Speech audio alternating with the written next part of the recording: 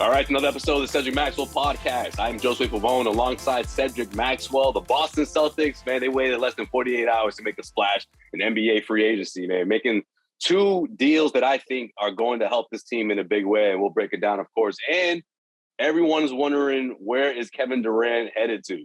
Ooh. He asked for a trade out of Brooklyn, and there's a line full of teams willing to make it happen, but which one is going to be best for the Brooklyn Nets and Kevin Durant, I guess is the question.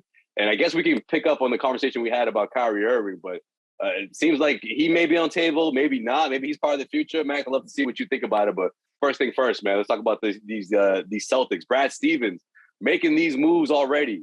Adding a two-way player like Malcolm Brogdon, I think, is absolutely significant, Max, especially when you think about the competitive Eastern Conference. And of course, he did this deal without touching any members of his core, right? You know, none of the members of the starting lineup, no one in the rotation. I mean, you did trade Daniel Tice, Aaron Nesmith, Nick Stauskas, Malik Fitz, Juwan Morgan, and the 2023 first round pick. But Max, what was your initial reaction to it? Because obviously everyone was thinking about Marcus Smart and how he would react to it. He reacted to it in a positive way, shouting out Malcolm Brogdon on Twitter, a few hours after the trade was completed. But Max, what was your initial thoughts, and how do you think this makes the Celtics significantly better in the Eastern Conference?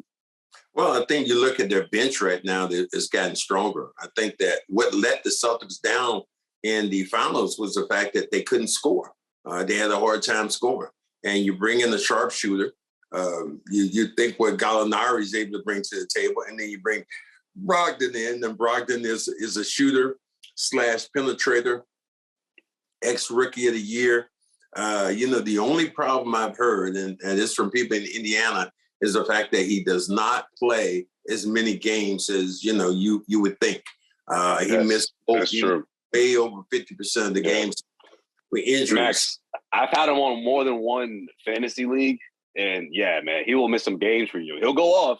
He'll hit all the statistical categories you need, and he'll give you that sort of balance and average throughout the course of the regular season. But yeah, he'll miss some games, especially sometimes when you least expect it. So that's part of his thing. Yeah, I think that's one of the problems you think about him. But the thing that he's a Marcus Smart clone, probably a better shooter from the 3-point line, better free throw shooter. I think he had that 90, 40, whatever that thing is that goes on the NBA when you think about stats.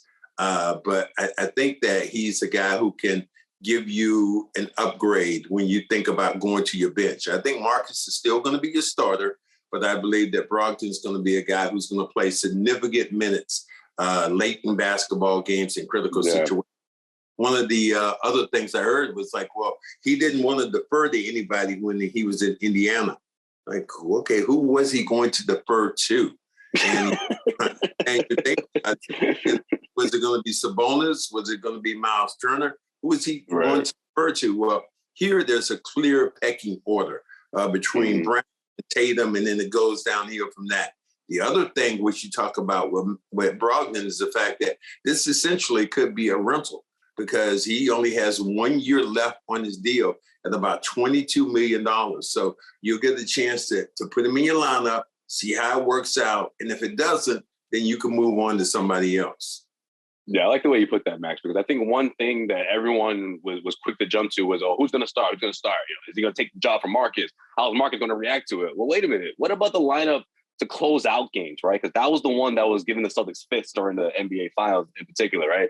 Like being able to close out games, those close game situations when you need a closing lineup. And I think having a backcourt like Smart and Brogdon will get you a lot of stops. Those guys will be responsible for defending, the best players on the opposing team's backcourt. So I think you get a huge, extra muscle there on the defensive end. And you have a guy who can score as well, So it's a two-way player who, yes, he is on an expiring deal, but at the same time, Max, there's a lot of value there, right? And there's a lot of value in guys like Malcolm Brogdon who have never played on that sort of stage that the Celtics were on, less than a month ago.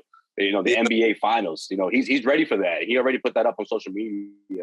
And again, we talked about this a couple of weeks ago, Max. Like seeing a team like the Celtics come 2 wins short of an NBA title, that's an inspire guy. And I think Malcolm Brogdon certainly fits that criteria for sure. Well, you think about your players with the Celtics, their opportunity to win the NBA Finals this year probably hinged on that fourth quarter they had in game number 4 in Boston where they in Boston. Yeah, that was a crucial loss. 3-1.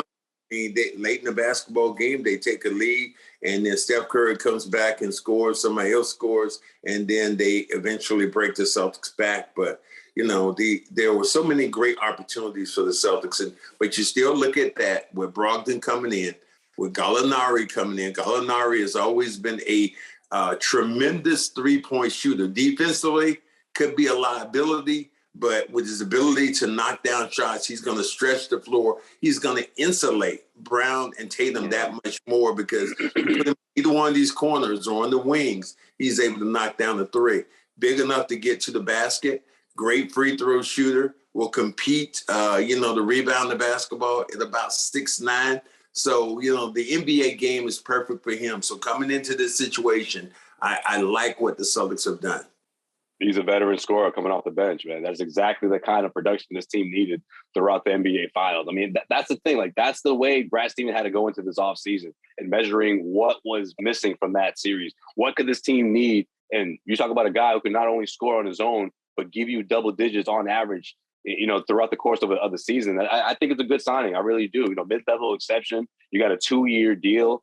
It seemed like it was between Boston and Chicago in terms of the reports that were the two teams that was narrowed down to get him. And he chose Boston, and I can't help but wonder if that had to do with the likelihood of this team getting back to the NBA Finals and what he just saw, a month ago. Yeah, the question I have to ask right now, does the Celtics still have the $17 million? They still do. Max. So and that's still for the disposal that they can use. But they have to use it by a certain time, right? Right, by the end of the month. So this is the TPE. They already used the mid-level exception on Gallinari. Now this is the TPE that does have an expiration date on it. So it'll be interesting to see what they do with that. I mean, it's easy to point out the bench, and you're looking at secondary, a secondary center after you traded away Daniel Tice. Maybe you're able to address that, in some regard within the next few weeks. But we'll see. We'll see what happens. We'll see what this team is able to pull off or what Brad Stevens can do. Well, Brad has done his due diligence with this team and put them in another position to make a run. And I think that's how you look at it. I think in the beginning of last season, the best hope for any Celtic fan was if you got to the Eastern Conference Finals. Oh, my God, that was just, and then you get to the NBA Finals and you lose it, and it's such a disappointment. But the foundation for this team is built the right way. You talked about the thing in the Hamptons, though, which a little surprising to me. You said Jayson Tatum and Draymond Green. Yeah, Max. We were talking about it right before we started recording, man. I'm surprised you're not. Yeah, exactly. See, that's the attitude I expected to hear from you. But before I hit record, you were like, "It is what it is." I'm like, no, really? No. When I said that, I was listen, hold on. Let me make it clear though. Saying what up, daps and pounds, all that. Hey, man, good to see you, man. All that. I'm not saying, don't do that. But my thing is posing for a picture, saying what up. I don't know, man. It just didn't sit well with me. If I'm a competitor, right? If I'm Tatum, if I'm in that position, if I'm seeing the guy who just beat me a few weeks ago at a party, man, I don't know if I want to pose for a pic. I don't know if I'm ready for that yet. That's just me. That's just me. I mean, that would have been me. And then you hear Draymond Green talking about your running mate. He talked about Jaylen. He said, "Yeah, right." I took Jaylen Brown's heart, and I'm like, "Whoa, that's some." I mean, Draymond's words here in the last couple of between that and thinking about Perk being a coon. Some of these words needs to go into his little dictionary. Take some of those things out. But when you win, we didn't talk about that. Right. When you win a championship, obviously you get an opportunity to say what the hell you want to say. 4-time champion right now in Draymond Green, and that team has gotten better too. With Wiseman possibly coming back, with some of the things that happened. Right. So then, Perk. So why is he acting like this is his final championship? Like this is his swan song. Like why is he acting like this is it? Like he may not get back there, because that's the way he's acting, as if he's gonna milk this thing until he can't anymore. I don't think that they're looking at it that way. I think that they're looking. No, I'm saying Draymond. The way Draymond's behaving, he's been loud and obnoxious, after winning championships before, but nothing like this. Not even close. Well, when you win your fourth, you got an opportunity to be a little bit louder, and I guess that's the one, right? The fourth. Look, you know what you documented between Draymond and me, which made me tired at the end of the day. I know what you mean when I documented? Like I'm a director doing a documentary. Get out of here. Well, wait a minute. What I reported on, man. What I reported on documented. Who was there with the documentary? Who was there with the camera? Josue Pallone. You documented, and how many people saw it on YouTube? Is it coming on about 4 million now? I haven't checked. I haven't checked in a while, but yeah, somewhere around there. So no, I mean that those things happen, and but yeah, if I've ever wanted the Celtics to win the championship, so I could put it in somebody's face, I think it was this year. But obviously, you'll be looking at some of the things that are happening right now. And this episode of the Cedric Maxwell podcast is brought to you by Indeed. No one has a business like yours with all its strengths and challenges. To succeed, you need a hiring partner that adapts your needs, and you need Indeed. Indeed is the hiring platform where you can attract, interview, and hire all in one place. Instead of spending hours on multiple job sites searching for candidates with the right skills, Indeed's a powerful hiring partner that can help you do it all. Find great talent faster through time-saving tools like Indeed Instant Match assessments and virtual interviews. With Instant Match, over 80% of employers get qualified candidates whose resume on Indeed match their job description the moment they sponsor a job, according to Indeed Data US. One of the things I love about Indeed is the fact that it makes it so easy for you to hire. It takes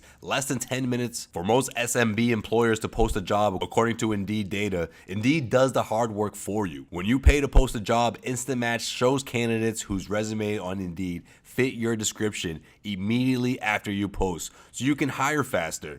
With Indeed, you can select for the skills that matter to you the most. Add from a selection of over 100 Indeed assessment tests to your job post and hone in on the candidates with the right skills faster. Indeed has such great talent. In fact, 3 out of 4 of U.S. online job seekers search for jobs on Indeed each month, according to ComSource. Even better, Indeed is the only job site where you can pay for applications that meet your must-have requirements. Indeed is an unbelievably powerful hiring partner, delivering 4 times more hires than all other job sites combined, according to CLNS in 2019. Start hiring now with the $75 job credit to upgrade your job post at Indeed.com/Maxwell. Offer is good for a limited time. Claim your $75 credit right now at Indeed.com/Maxwell. That's Indeed.com/Maxwell. Terms and conditions apply. Need to hire? You need Indeed. And I guess we'll move forward a little bit and think about what's going on right now with Kevin Durant. Yeah, I was going to say, Max, but real quick, before we get on that, though, the one thing I wanted to say, one more thing I wanted to say is that I didn't even think about it like that from Jaylen Brown's perspective, right? Like, Draymond says what he said on this podcast. Like 4 days later, you chilling with this dude? You kicking it with it? You taking pics? You posing for it? It's a little, yeah. I don't know. That wouldn't sit well with me. With that being said, going into this conversation about Kevin Durant, for people who even like entertain the idea of the Celtics doing something like this, why? Like why? Okay, I'll let you get your 2 cents in, and then I'll get into why I don't think the Celtics should go after Kevin Durant. But let's entertain the idea. He is still right now, arguably one of the top 3 players right now in the NBA, especially, and maybe the number 1 player when you think about getting buckets at his size. Ability to score, really a 7-footer who plays like his moves are like a guy about 6'5".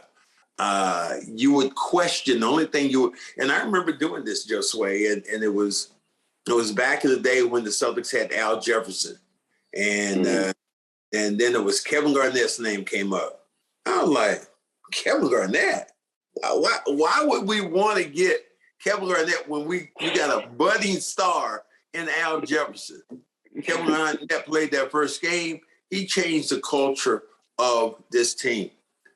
I don't think that you could, in the annals, you might be thinking again of Durant changing the culture of this team. If you got him here, would he put you over the top, or would you retard the development of Tatum if you brought him into, because now Tatum would not be the lead dog. So I understand what you're saying, but man, it's just hard for me not to sometimes think about that big seven with the ability to score anytime he wants to take over a basketball game offensively, and just as good defensively. He wasn't bad. There were times when, he blocked a lot of shots this year, rebounded the basketball. So I know that you don't like the fact of even thinking that way. No, it's not bad. All right, go ahead. You go ahead. Well, no, I'm not saying like absolutely you cannot trade Jaylen Brown for anybody. No, that's not the thing. I get it. I understand how talented Kevin Durant is. But to your point, right, what Kevin Garnett did to this team was change the culture. I don't think Kevin Durant's that guy. I don't think Kevin Durant changes a culture. He can enhance it like what he did in Golden State, right, what he did with the Warriors, but he wasn't the leader of that team. He was one of the top dogs, but he wasn't the guy that was going to, put people into their own place and, hold people accountable. No, he contributed. He led them to a championship. I don't think they win those without him in a big way for sure. But look what he did in Brooklyn twice. I know, Max, he's not somebody. What did he do in Brooklyn that changed the culture? He was supposed to lead that team, not Kyrie Irving or not the two of them. It was supposed to be him. And he had no control. He put his hard hat on. He did his job. I commend him on that. But he's not a leader. He's not someone that's going to enhance everybody's game or hold people accountable. I ask you this question. What could he have done differently with the Kyrie Irving situation? What could he have said? One, for starters, not request a trade. Stick with it and try I'm just saying, if you're in a situation where you feel like, okay, I'm done here. I think in the NBA now, that's what people do. I'm done here. And moving on. Now, one thing that we move back to, just going back, I heard another name, which I like, and we'll see if move on. Number two would be, you know what else too, Matt? Number two would be get Ben Simmons on the floor. All right. You think someone like Kobe Bryant wouldn't be able to get Ben Simmons on the floor? You think a leader like LeBron James wouldn't be able to get someone like Ben Simmons on the floor? Yes, they would, man. They would. Yeah, Ben Simmons, it wouldn't shock me if Kevin Durant barely spoke to the kid. That really wouldn't surprise me. Maybe I'm wrong, but that wouldn't surprise me. Ben Simmons is a completely different animal. And I think now the way the NBA is an all-star caliber player, though. The way the NBA is set up now, guys are going to play if they want to play. And you could go down to New Orleans and see what happened down there. Their main dog didn't play for the entire year. They wanted him to play, but he didn't play. Now he signs a $200 million deal. And how do you feel that deal comes around? But moving a little bit backwards. My fault. You're going to say something, yeah. Well, moving a little bit backwards is, I've also heard another name that I like possibly coming to the Celtics, and that could be Jae Crowder. Jae Crowder would be I like that addition, because Jae Crowder knocks down the three. He's smart and he defends his ass off. Takes charges. He's been here before in a system under. I would love if you could get somebody like that. And I always think about the one thing that happened when I think about Draymond coming over in the huddle. That ain't happening. That ain't happening right now. Jae Crowder's over there. Oh, no chance. That ain't happening. Another guy you think about is Morris. Marcus Morris. Yeah, that's the guy. If you're able to get him, he's a shooter, and he's a no-nonsense guy. That's the one thing you did not have on this team. You did not have that spark of controversy when push came to shove. There is nobody. It still defies logic to me that Draymond Green was able to walk into your huddle beside your superstar, and nobody said a thing. Yeah, everyone was just like, yeah. I mean, nobody said anything. Like, why don't you just grab some popcorn and watch the show while you watch the referee finally had to get him out of there. That's a player's position. Yeah. Somebody should have been. It's mind games. Somebody should have been over there. Dude, if you don't get the fuck out of here right now, you don't get out of this huddle. This is our huddle. No, you were about to take your headset though. You were ready to go over there. Oh, I'm just saying this, I think like, yo, hold up. They need to add, those are other pieces that they need to add into the mix that I think that would help them, especially when you think about just a little bit of toughness, a little bit of toughness. But see, that's the thing. A little spice will go with, in Honduras, one of those hot chili spices that y'all have down. we'll go that way. Give me one of those things when I'm ready to go. You're speaking my language right now, Mac. That's what this team's missing. They just need a little spice, need a little extra pepper. That's all. The meal's missing some pepper. They don't need to switch up the course.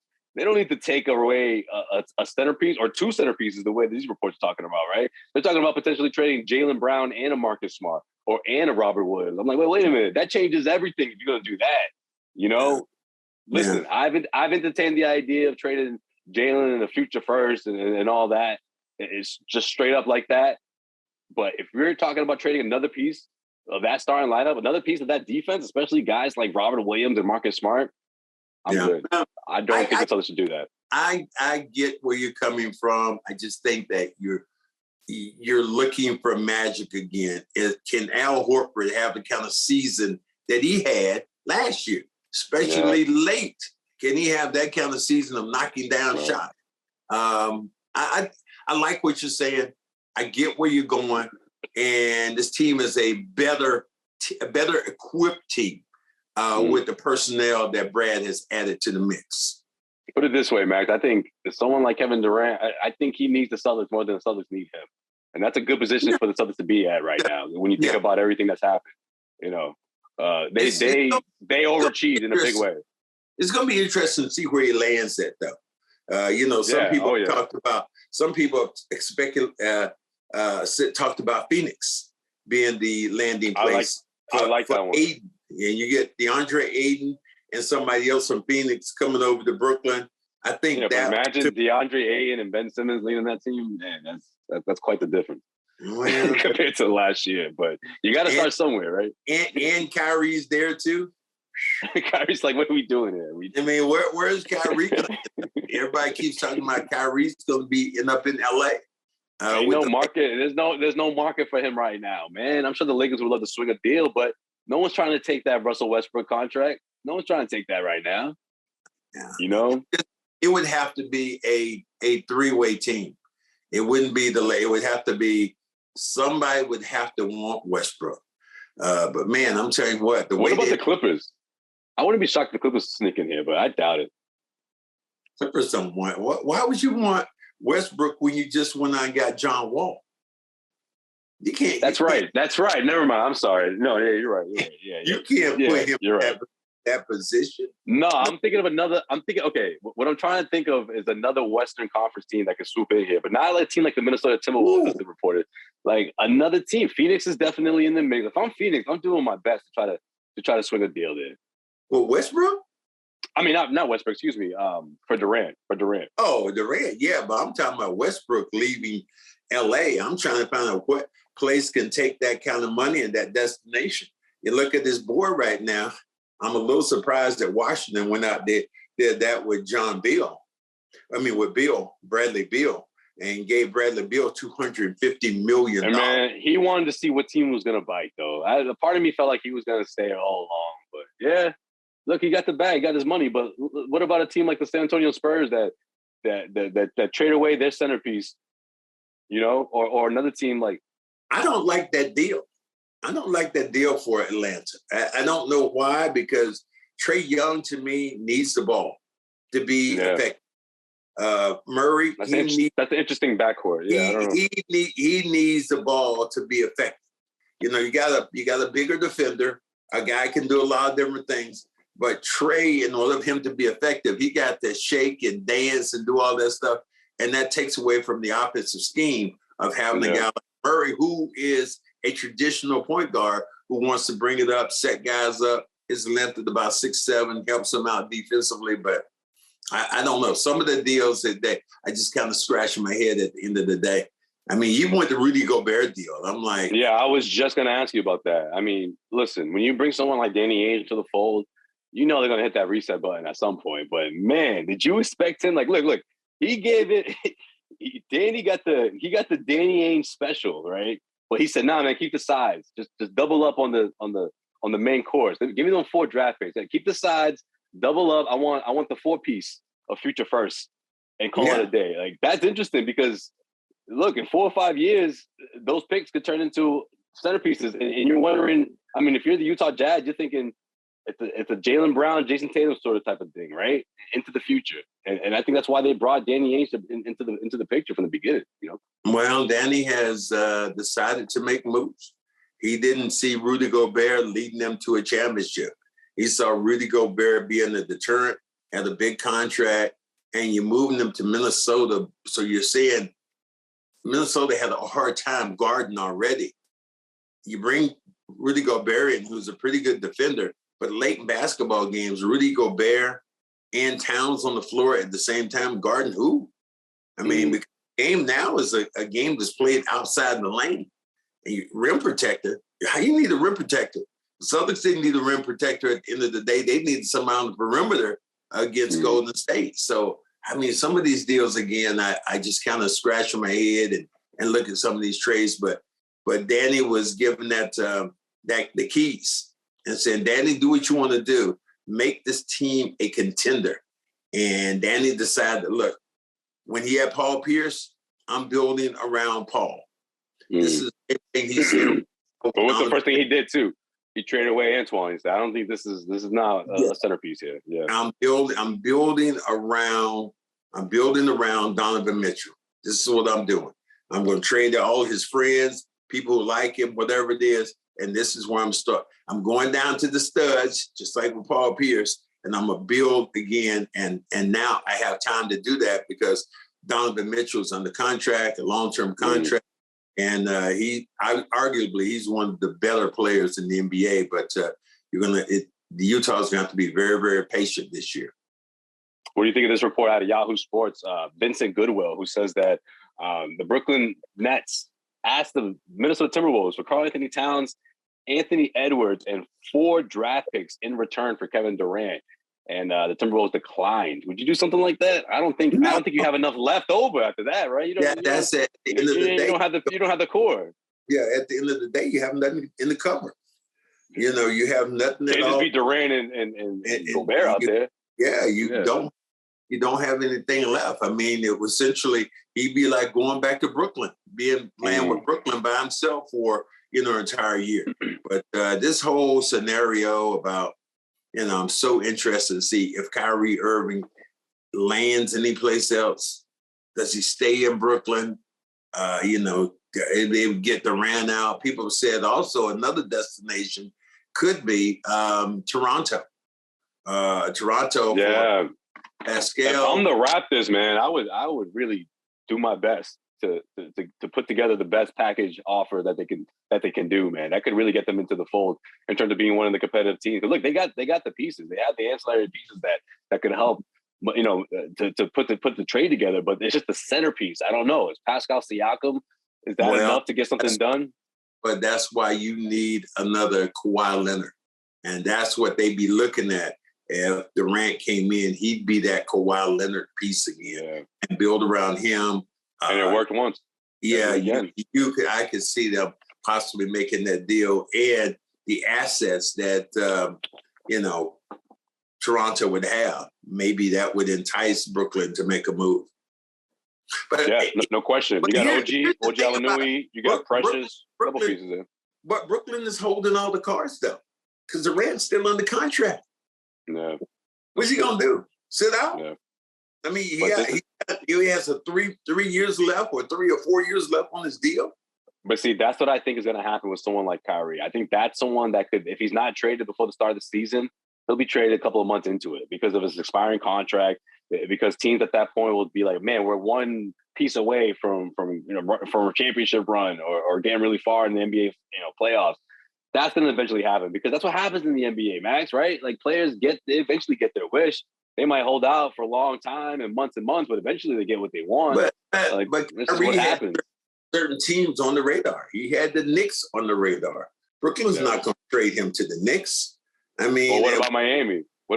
I'm not Kyrie, excuse me, Durant. At least it was reported that he had Miami on his list, but he wants to play with Lowry. He wants to play with Bam, and he wants to play with Jimmy Butler. I'm like, well, what's Brooklyn going to take in return? Max Struss? Like, what are we doing here? exactly. You know? So you're right in the fact that the market right now for everybody is somewhat limited, but once that log jam breaks, it's going to break. And I was talking to somebody in the Celtics front office, and we started talking about salaries, and he said, well, the TV deal is coming up. The NBA just signed a 20% increase on their TV deal. So that money has to go, part of it has to go to the players. So you're looking at salaries might even go up even more at the end of the day. People were worried, but I think that the owners are going to try to get a little bit more handle on guys sitting out, guys doing what Kyrie did, guys like Ben Simmons, what he did. The owners are going to try to put some kind of rule in there that is going to penalize those guys if they sit out those games. Yeah, that'll be interesting to see how they do that, because it's been the conversation I feel like for the last couple of years, right? Ever since the main stars of a particular team that they're playing on a marquee matchup on ESPN, and people can't tune into watching their favorite guys, and the dreadful schedule and the back-to-backs and all of that. And so what are you going to do though? What are you going to do about players? That's the thing, because I don't think it's fair to take away a day or two. It's like, okay, I can't play in this game because of you understand the injury, but Greg Popovich was the one that started that by telling his players, like, look, I'm going to sit. And I don't care if it's a marquee matchup, right? Yeah, and that was his marquee matchup at that time was San Antonio versus Miami. And he said, nah, I'm resting my... Matter of fact, I'm sending Tim Duncan, I'm sending Manu, I'm sending all those guys back to San Antonio. Mm-hmm. Tony Parker, all of them. And that has not changed. And we'll see if... because as a player, for me, that's what I look forward to. Look forward to those marquee matchups. I wouldn't be surprised on Christmas Day if we're not in San Francisco playing against because of the matchup of two guys who are in the NBA Finals. Yeah, I take that bet for sure. Mm-hmm. Yeah, I think they're gonna try. I mean, with everything that Draymond's been saying too, like, man, this could be a newfound rivalry, especially if the Celtics can get back to the finals. And if the Warriors are waiting for them, man, sign me up. I want that rematch. On paper right now, I like the Celtics' chances. Well, what the hell is going on with the Lakers though? Oh man, that's a mess right now. I mean, Darvin Ham, the new head coach, he's all smiles and everything's positive, but he's wondering what that roster is going to look like in a couple of months. You have to wonder. It can't look like this. Because it has to. I'm just waiting for the news for blockbuster deal of all of a sudden you have moved on beyond Westbrook. If you're the Lakers, would you buy him out? Would you take a buy? If you're him, do you take a buyout of $40 million, become a free agent, and go someplace else? I don't think he's leaving that money on the table. That would open the door for a Kyrie Irving if that was the case. But boy, you swallowed a huge pill at $47 million because at that particular time last year, he was going to be the second highest paid player in the NBA. I think my guess is that they eventually strike a deal with Brooklyn. Like that's, I don't know how that would work out, but they would have to do something and meet somewhere in the middle. And I think if I had to guess, the stalemate right now between these two teams is the other pieces, right? Because if you're the Lakers, you don't just want Kyrie, you want a couple other, you want a Seth Curry, you want maybe to address the second unit in a way in this trade. Like, but at the same time, the money, the way it matches up with someone like Russell Westbrook, it's complicated. What is Brooklyn getting though? What would Brooklyn get out of that? Yeah. It's expiring contract? Yeah. I mean, Tucker Horton, a young guy like Tucker Horton, 22-year-old, if you're something like that. Tucker Horton doesn't change the dial for me. If you're looking at the Lakers right now and they're talking about they don't want to give up their picks, and their picks about 4 or 5 years from now. And LeBron James in his 20th year, I tell you, that is a crazy, crazy situation for the Lakers. No question. Definitely. All right, Max, before we get out of here, man, I want to ask you about this. I mean, we talked about it earlier about Jaylen Brown and, the offseason that's kicked off. I love the fact that he's working out with Tracy McGrady. Some pictures came out of them too, back in the gym. Like, that's the kind of attitude I'd love to see from someone like Jaylen. Not in the Suns taking pics with Draymond Green. No, I'm just kidding. But, Celtics Nation, though, the fans have been calling this whole Kevin Durant situation involving the Celtics as disrespect towards Jaylen Brown. How do you feel about that? Because in my opinion, I don't know if disrespect is the right word, but if anything, to say that you are valuable enough to be a centerpiece for someone, for arguably the greatest scorer of all time, that's a compliment more than anything, right? It is. Do you take that personal if you're Jaylen, if that's you? No, you don't. If you're Jaylen, you look at it and going, wow, my name's involved with this kind of player. If they want to make this move. And I remember years ago talking about Anthony Davis, and the Celtics had an opportunity maybe to try to get him from New Orleans. You only had 1 year deal, and you'd have to give up Tatum. And I remember talking to Tatum. I was on TV. They asked me, will I make that deal? I said, yes, I'd make that deal. And I remember Tatum's dad coming over to me, his stepdad coming and saying, hey, I got a problem with what you said about my son. And I was like, what's that? Yeah? He said, trading him to New Orleans. And I said, for Anthony Davis? And he looked at me and said, I would make that deal too. And then I asked Tatum about it later on. And Tatum said, I would have made that deal too if I got Jayson Tatum for Anthony Davis. So I think that you cannot, that what you have to do, you have to look at this as business. And what Jaylen Brown has done to me is demonstrated, look, back to work. I'm not on the Hamptons taking pictures. I'm back to work. I'm in the gym. I'm going to get better. I'm going to be at that elite level. And he was. He had a great year. Yeah, especially in the finals. He had an all-star year. So for him to be back in the gym working, that to me is the biggest. That's the biggest compliment and the biggest tool that he can give to his team during the offseason. To like, look, man, no playing, no timeout, no taking pictures at the Hamptons. I'm just here. I'm here to get better, and I'm going to lead this team towards the championship.